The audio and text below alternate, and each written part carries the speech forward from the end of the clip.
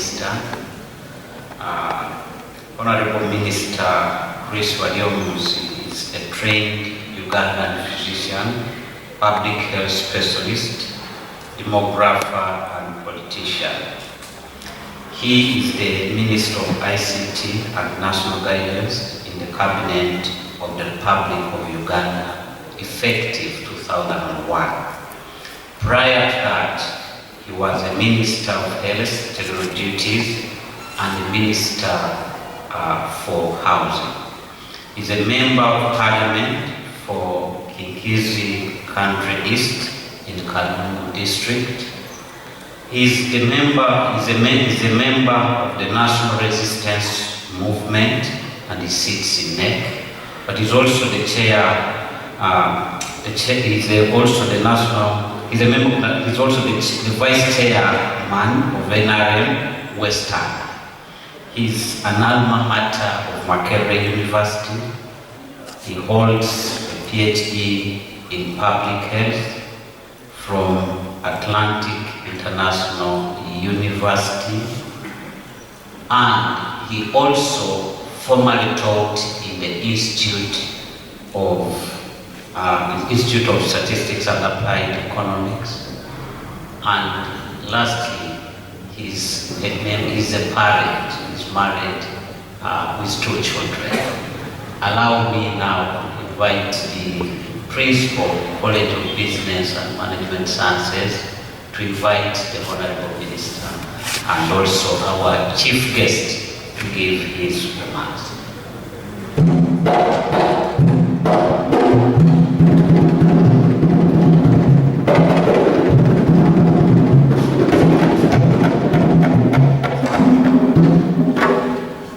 Well, my work is well cut out. It's quite simple. It's my honor to invite the Honorable Minister for ICT and National Guidance, Honorable Dr.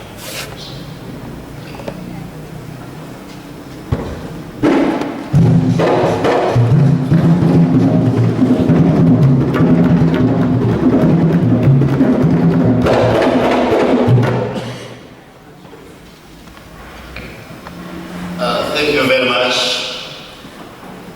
Mr. Moderator, and thank you for that warm introduction.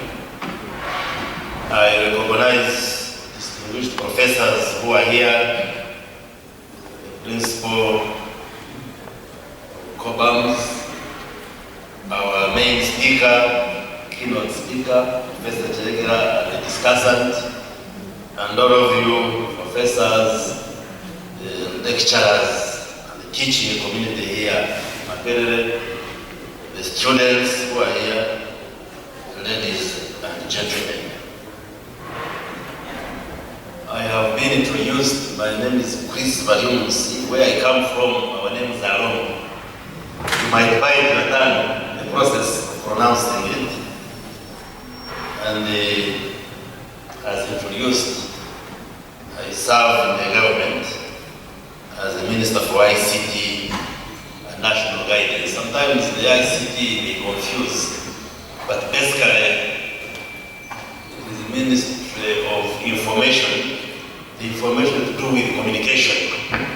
And that's what makes me the official spokesperson of government. Then the ICT, and then National Guidance.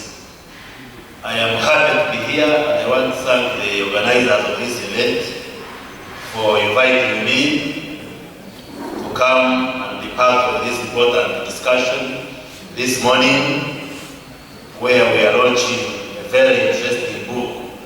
I have had the opportunity to peruse through, and I must say I am very happy with the contents of this book. When Representative of Mwasa said the students are not many because of governance issues or maybe the mobilization, but I was also questioning myself whether thirst for knowledge has reduced the students' population in Makerere. Because if we are organizing this event to be a debate between NRM and NUP, and if this, maybe the whole will be full. And my main comment at the outset is to challenge the students' community that we should always be thirsty for knowledge, and discussions like these are extremely very important, especially this being a university. But I am happy to be here, and as introduced, when I am in Makerere, I am at home. True, Professor, you left before I came, because you said you left Makerere in 1988, and I joined Makerere in 1990, shortly after you had left. And as introduced, I am a product of Makerere, but I also used to teach in the Department of Population Studies. We pioneered the master's program, Master of Science in Population and Reproductive Health, the professor was referring to. Maybe I should come back. I'm going to organize a visit. And I'm going to organize a visit to the institute and CJP. We're together there, start seeing it. And also answer the issues raised. That now that I am in the government and I'm a product of that, we used to call it the Institute of Statistics and Applied Economics. I think the name has since changed. The School of Statistics and Planning. And I take the recommendations and requests extremely seriously, and I will definitely become your ambassador at the school to see that something can be done. Something can be done.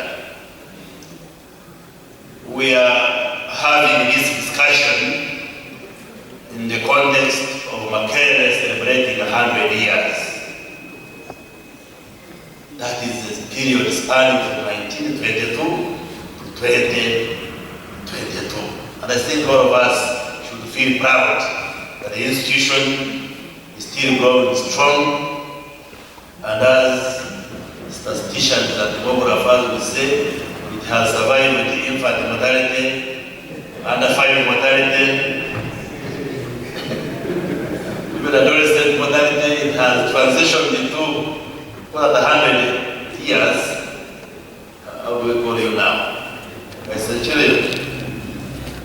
Because the life expectancy at birth in Uganda is now 63.3 years. So it has been surpassed, the life expectancy, and we have cause to celebrate, particularly all of us who are associated with Makerere University in one way or the other. So I am here to celebrate with you and thank you for turning up to witness the launch of this very important publication.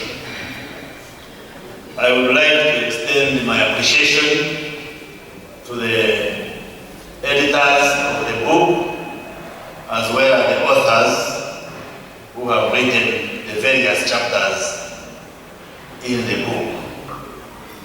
And I recommend it to you, and all of us should find time to read it, because it raises very interesting lessons, observations, and it's extremely very important for us who are interested in the knowledge. And therefore, thank you very much, the people behind the book, and we greatly appreciate it. And as we know, the title we shall launch it shortly is Academics, Research, and Leadership. And it heavily draws from the experiences in the School of Statistics and Planning, the teaching of operational studies, statistics, quantitative economics, and it's very an interesting piece of reading. So I want to thank you, the authors and the editors, but also thank Makerere University, because you are the oldest university in this country. But as you know, when the NRM government came, it liberalized and opened the university and tertiary institution teaching space. And today we speak of, I think, 53 universities in Uganda, both public and private. but Makerere remaining the mother university. We can call all those universities as your children because you have mothered and fathered all those universities. And my appeal is that you should continue to lead, and then all the other 52 should follow. I know we have a friend from Chambogo, but they encourage you and challenge you to continue leading at this level of university education. And personally, I am happy with the university, despite the challenges, but you have remained strong. So an event like this where we are witnessing this scholarly publication, to me is a very great achievement for a university, and we should give an applause to the authors and editors of this book. Universities play a very important role in fostering socio-economic transformation. So you cannot write off the role of universities and tertiary institutions. And we should realize that as government. And therefore we would want to pledge that as the government of Uganda, we shall continue supporting universities, Makerere inclusive. Because if you talk of research, if you talk of innovation, if you talk of publishing, universities play a very central role, which we cannot undermine, which we cannot underrate. Probably we need to interrogate how you, the scholars, the academicians, how are you linking with policy making, with the government? Because we come here, we train. I remember the late Professor Toz used to challenge us, and I'm training you as demographers, but you are the ones going to run government. Now if a policy issue like this comes, how are you going to tackle it when you teach us? And now I find myself seeing his words come true because I sit in the cabinet and those high-level platforms within the government. So how do we build a functioning umbilical cord between the universities and the government so that the good work that we do as universities can inform what we do in the government? Yes, we work together, but I think we need to strengthen that connection, that partnership. For instance, when you look at the issues in public debate, some of which Professor was referring to, how does the university now come? Because we are the store of knowledge as a university. How do you help us who make decisions in the government to ensure that the decisions are evidence-based? How do we translate the research, the innovation which you carry out at the university? How do we ensure they inform us, those who are policy making? And I think we should explore this and see how we can work together. The professor was raising the issue like parish development model, which is a new programming strategy being championed by government. To what extent have the academicians like you informed the drafting of that strategy for government? Those are key questions we should ask ourselves. And there should be no reason as to why your advice and observations should be brushed off. As a senior statistician, if you say, okay, maybe the statistics and data and information collection should be informed by ABCD, government should listen. There should be no reason as to why government should not listen.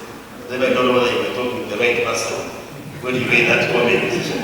There is also a possibility you could have been talking to somebody who does not appreciate statistics, who does not appreciate data.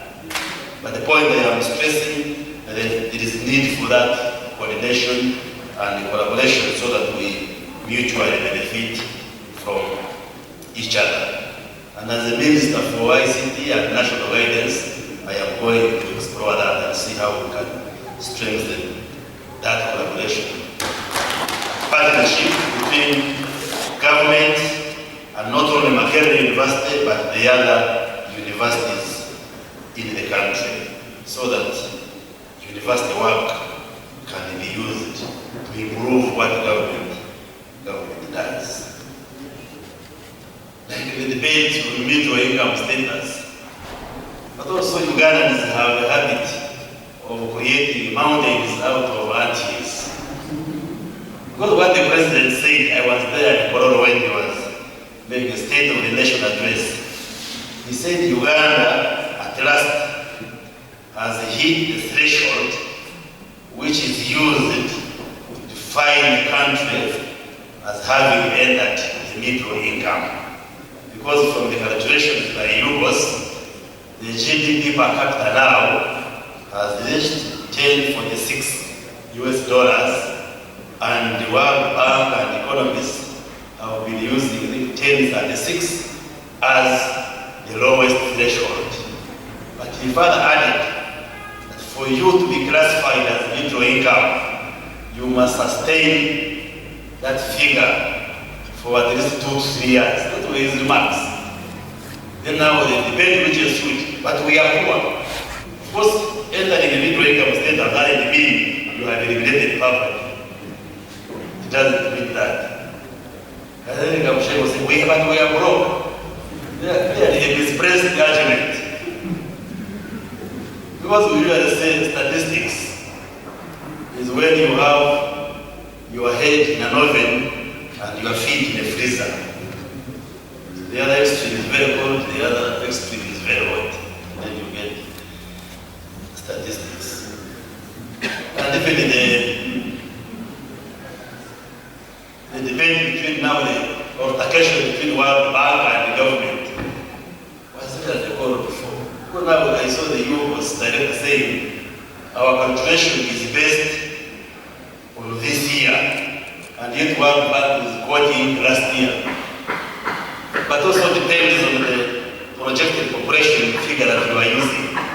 When you ask Ugandans now, how many Ugandans are there today?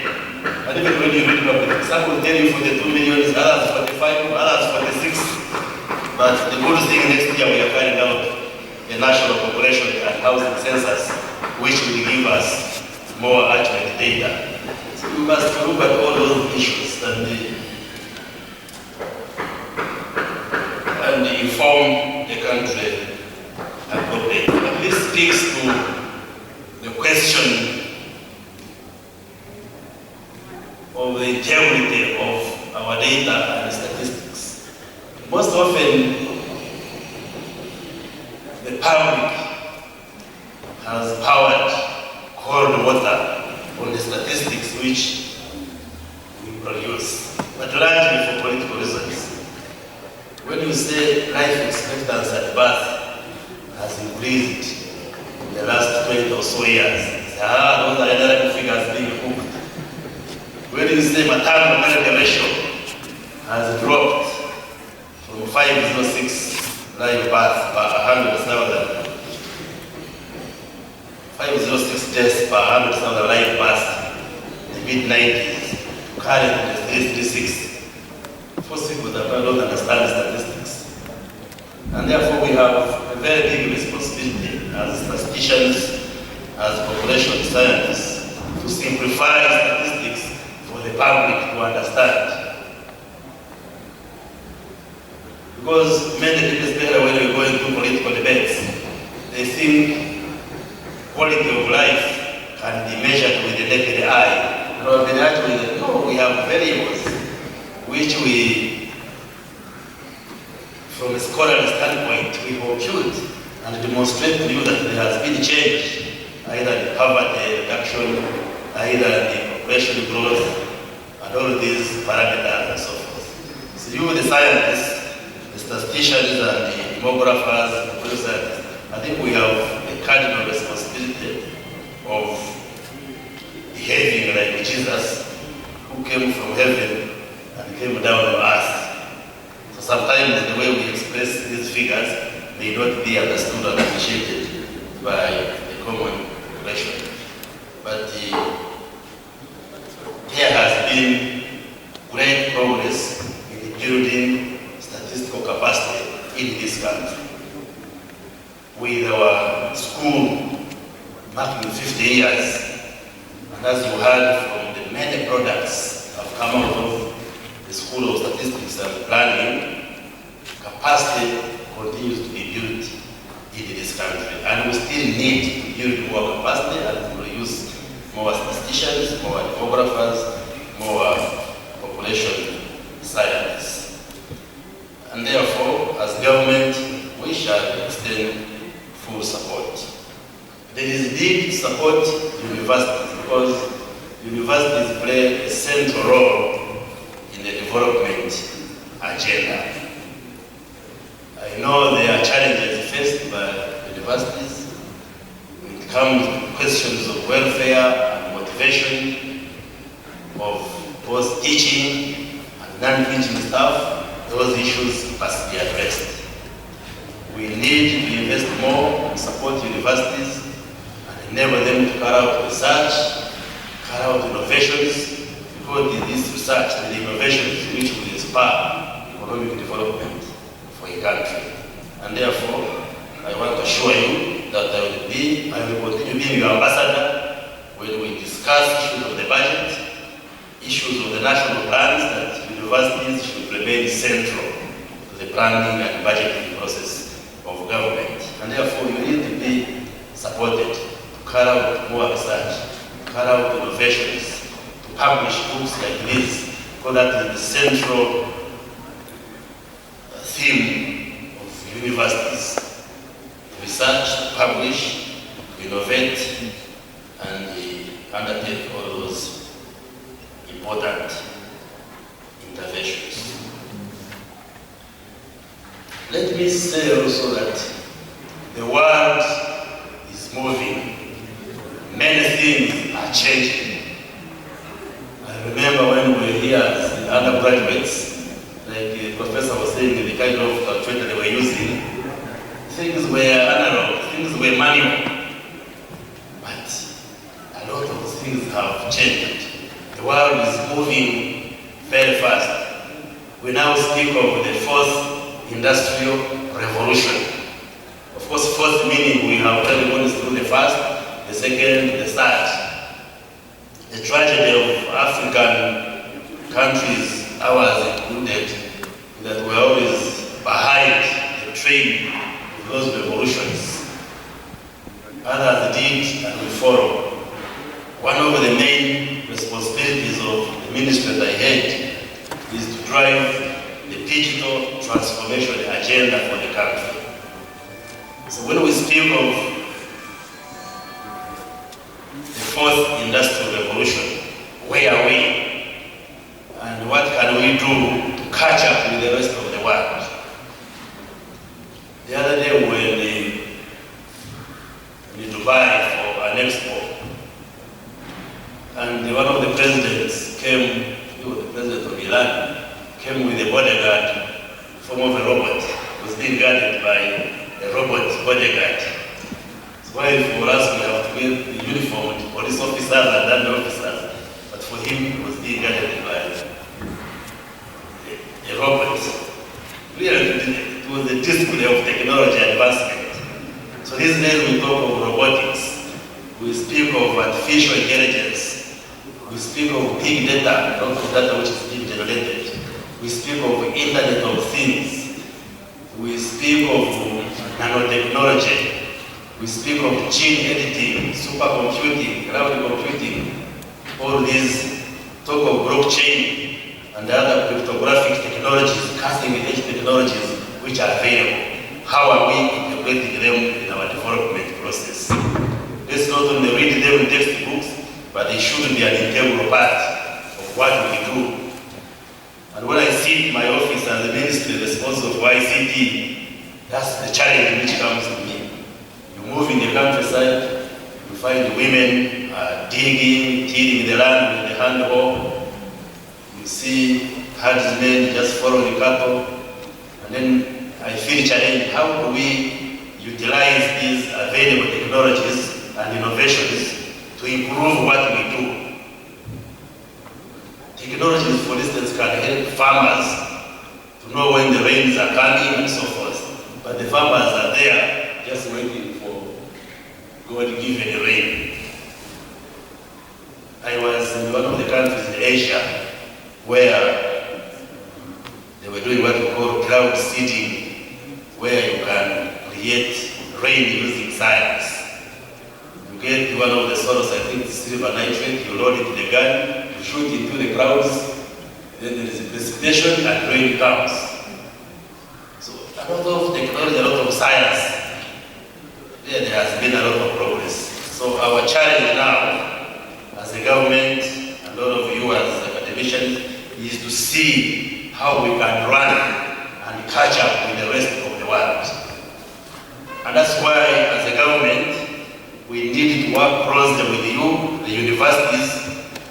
The government needs to support universities, to invest in areas of research, to invest in areas of innovation, so that we become part of that journey of socio-economic transformation, integrating technology and the fourth industrial revolution, instead of others leading and then we are trying to catch up. And we have the resolve and determination to support you, to work with you, to realize some of these dreams. So we would like to challenge you as universities that produce a lot of knowledge, to explore ways how we work with the government, but also how we can engage the public on the work being done by the university. When I was here as an undergraduate, there used to be public debates on matters of policy. I don't know, maybe I'm too busy, but I don't hear them. I don't hear them anymore. What has happened? Why wouldn't we have a public discussion on the parish development model? And we get an input from you, the lecturers, the students. We come as government, we present it, you critique, and then we have an improved product. When we talk of big low income status, why wouldn't we have a debate on the economy? What is working, what is not working? Otherwise, how will the big volume of knowledge, the wealth of knowledge which you have, how shall we utilize it to inform policy and also be part of the development agenda in this country? And there are very many issues up for discussion. We have issues of land evictions and land reforms. So at what point will the university interface with the government and the public to discuss some of these matters? Issues of health, issues of education reforms. So we should create platforms where we can engage in these intellectual debates, and then you are able to inform policy making. Because you know we make policies as members of parliament with due respect, but we come from different backgrounds in the parliament. Because you know the minimum qualification for parliament is A level, senior 6. And one time one of the government departments told us the most forged academic qualification is A level in Uganda, because it is the one which makes you qualified to run as a president, be appointed as an RDC, to run as a member of parliament, to serve as a district chairperson, and so forth. So we need the intervention of the academia to inform policy making. I think there is still a weakness there in my view, and we should explore how we can ensure that gap. Now you, the students, we are appalled by the happenings at the university. Since I have this opportunity, let me make a comment on it. When we at the university, we used to engage in activism. I was in Mitchell Hall, I am a rat. Yes. and we would engage with students from other halls of residence just to make Makerere lively. But we never degenerated into criminality and even killing each other. So we were taken aback by the recent happenings where students who were jostling for field positions, the conflicting resulted into a death of a visiting student who had come to support his colleague. We condemn that kind of behavior. And we condemn violence, whether at the university, but even in our politics at the national level. Maybe the discipline and the misconduct in the national politics is what is also informing you to behave in that manner. And we had this debate in the cabinet of Uganda. And we said, let's give time to the committee which has been put in place by the University Council, and we shall have interest in their findings and the recommendations. Because it is not called for, nobody should lose his or her life simply because there is a political contestation, because one wants to be a good president. And we are going to examine very many areas. And maybe like in Mwasa, the representative, it speaks to governance and maybe issues of leadership. Because we saw in the footages, students in the processions with stones and sticks. Why should that one happen? I am a member of parliament, I contest for a political position in parliament. But at no point can it cross my mind that I should kill someone because I want to be in parliament. No, I would rather lose the parliamentary seat and go and do something else. And yet I have appealed to kill because I have police officers, I have protection, I have security. I could injure someone. But we should provide an environment where the fighting should be intellectual.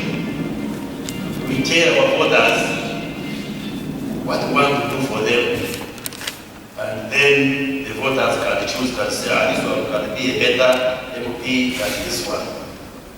But not using physical force, not using physical confrontation. And we condemn that, whether at our level or even in the universities. That should not happen. But also there is a discipline on our side in politics. You saw what happened in Parliament when we were amending the Constitution. Members of Parliament bending so low to the point of physical exchanges. And I remember when we were in Parliament, I said, no, as members of Parliament we are elected to speak. We can fight, but the fight should be intellectual. If we are amending the Constitution to change age limit, what are the pros and cons? I remember there is an opposition MP who came and said, Dr. Please, I know you are the government. I said, yes. Can you allow me, when time comes, I will jump from where I sit and somersault and fall in front of the speaker. I said, why? Then for my voters, when they watch me, I will have finished my vote. Honestly, and this was the name of Parliament representing one of the processes in Kampala. That I think the institute not to beat me, I will just somersault and walk out. I said, but don't you have, I told him, you are carrying a head. Why don't you hold the microphone? If you are opposing the amendment, you put your points and they will be recorded. The answer, whatever you say, is recorded. I said, I will tell them to beat you if you do that. For God's sake, I am a member of Parliament. A member of Parliament is a high-profile position. How can you see me with a medical doctor, I am well-trained with a PhD, also exchanging fists in the Parliament? Why wouldn't I use the knowledge that they have to justify the position that I hold? And the decisions of Parliament are made by voting. We put our points, then we speak about the vote, Whoever has the majority carries the day. That's how Parliament decides. We have 3 arms of government. Parliament decides by voting. Cabinet decides by consensus. We don't vote in cabinet. An issue comes, and all of you give views. Then the presiding officer will draw a conclusion and say, this is the conclusion that the concern which has emerged will say yes. That's how we make decisions.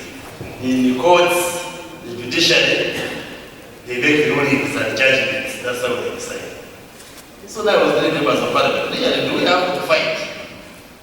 Do we have to fight physically? So I am saying this to counsel you, the students, that yes, we can engage in these political battles, but I think it exists from discrediting the name of Makerere University. Because many of us have been made by Makerere University, and we would want to read and see all the positive stories from Makerere University, like the story of today, where our distinguished professors and academicians have written a book which is going to help us in our scholarship. So please, students, we have also been students, we have been active in politics here at Makerere, but it never used to degenerate to that level. And I hope, building for the future and going into the future, those kind of happenings should not be coming out of Makerere. We would want to hear that the student has innovated and produced this. We would want to hear that the student, in his or her dissertation, has studied this issue, and the government has an interest to see the findings, and this is how to apply them in the government work. Those are the positive stories we want to hear from Makerere, but not police coming here to throw tear gas and disperse you. Let's see how we can tone down and do decent politicking, but also concentrate on academics for us to keep the name of Makerere flying very high. But this is true for Makerere, but I'm also speaking of all the other universities. So when the report comes out and the strong measures are taken, you will be the co-authors of whatever misfortunes may be coming, because it was really misbehavior. So I would like once again to thank you for finding time to come and be part of this important event. I am personally excited and happy to be here when we are launching a product which makes us feel proud of Makerere University. I take note of the requests that you have made, but particularly for government to continue prioritizing university education, to look at Makerere as an important institution, and despite the struggle for resources to cut the national cake, that we should not forget the university, and particularly the School of Statistics and Planning needs to be supported to get a decent home, but also to inject in more resources for the training of statisticians, demographers, population scientists. That I take as an important request, which I will discuss with the Minister of Education and Sports, but also ensure that we engage the cabinet and wider government to see that we take it as a priority. You also made a request that we should strengthen the UBOS and the statistical offices, of course together with the School of Statistics, so that we continue to raise the profile and the role of statistics in this country. That's also a very important comment which we take note of, and as a product of statistical training, because I did a master's in demography, training in advanced statistics, so I am not only a doctor who injects patients, but also a doctor who appreciates fairly statistics. And therefore, count me as an ambassador there, we shall do that advocacy and push for this. Finally, maybe to clarify on what Professor raised, on what is purporting to have been raised by the Executive Director of UPOS, that the data being collected under parish development model is invalid. That's a very strong statement as statisticians. And I have invited the ED UPOS to interact with him on Tuesday to understand whether he's talking of validity or incompleteness. Because as far as I'm concerned, those are two different concepts in the field of statistics.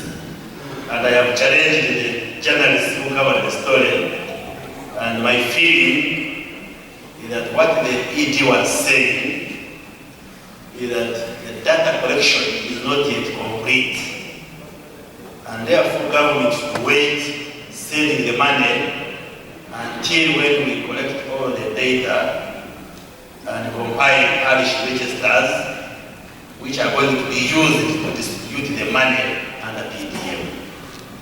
Because the instruments and the tools which we are using were developed by UPOS and our ministry. And yes, the data collectors are from districts, but they are supervised by UPOS and our ministry.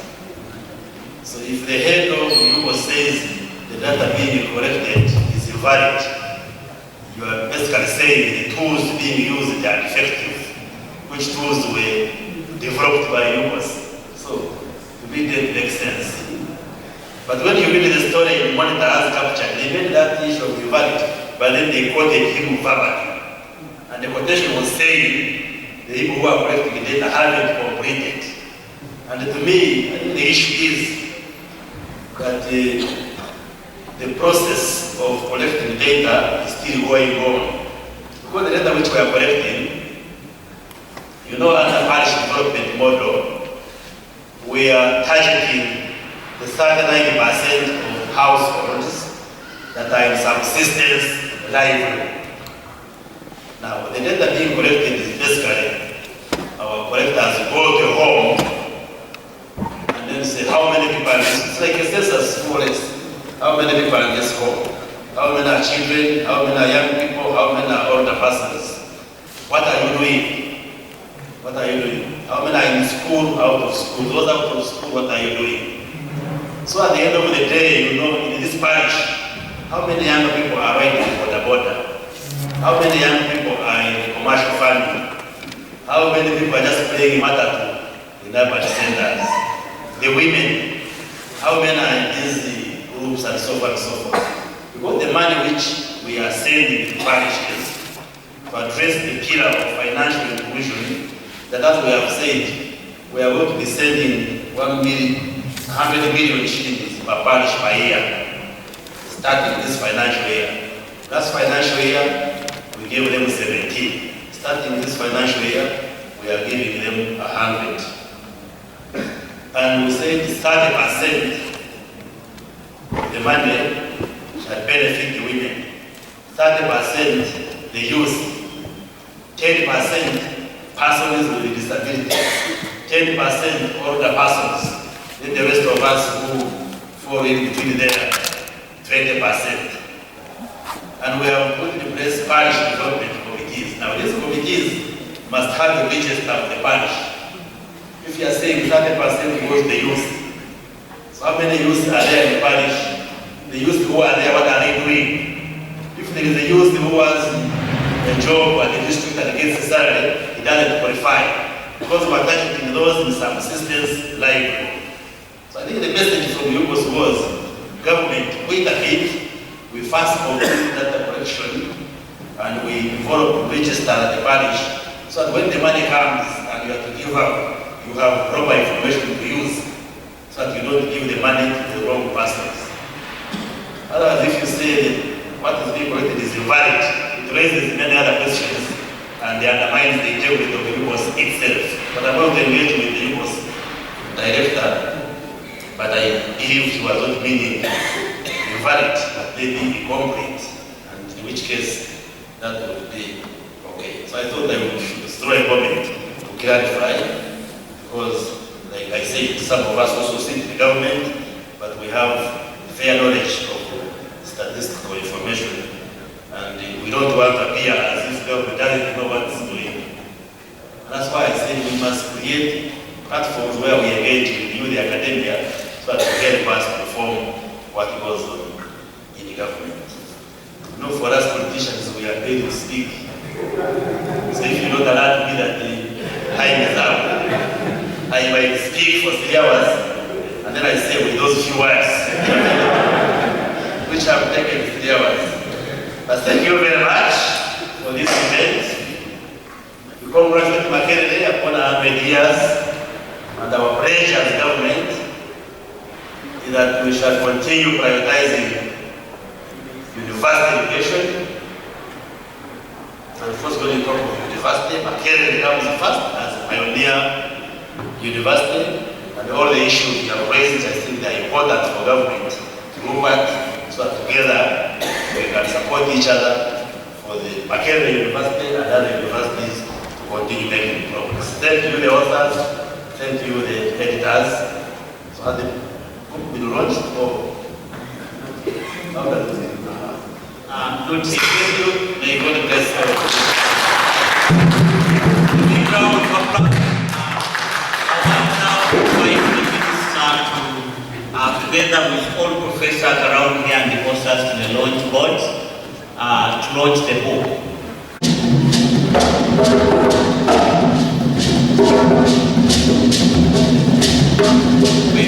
Thank you.